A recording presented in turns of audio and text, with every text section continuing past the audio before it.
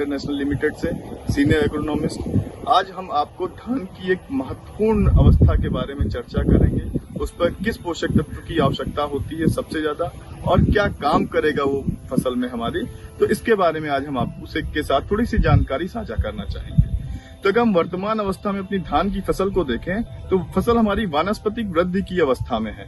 वानस्पतिक वृद्धि की अवस्था में हमारी फसल को सबसे ज्यादा जो आवश्यकता होती है वो फास्फोरस की आवश्यकता होती है।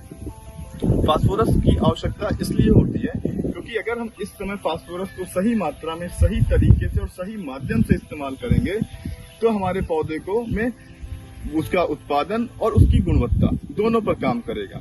और फास्फोरस देने का सही माध्यम जो है वर्तमान अवस्था में वो है ग्रोमोर नैनो डीएपी, जिसमें 2% नाइट्रोजन की मात्रा और 5% फास्फोरस की मात्रा पाई जाती है। और ये आधुनिक तकनीक के ऊपर आधारित खाद है। इसका इस्तेमाल हम लोग पहला छिड़काव इसका पौधे की 35 से 45 दिन की अवस्था में 500 ml पर लीटर और दूसरा छिड़काव 55 से 60 दिन की अवस्था में 500 ml पर लीटर के हिसाब से इसका इस्तेमाल करते हैं। इसका असर आपकी फसल में आपकी फसल में दानों की संख्या को बढ़ाएगा, दानों में वजन लाने का काम करेगा और आपकी उत्पादकता की गुणवत्ता को बढ़ाने का काम करेगा।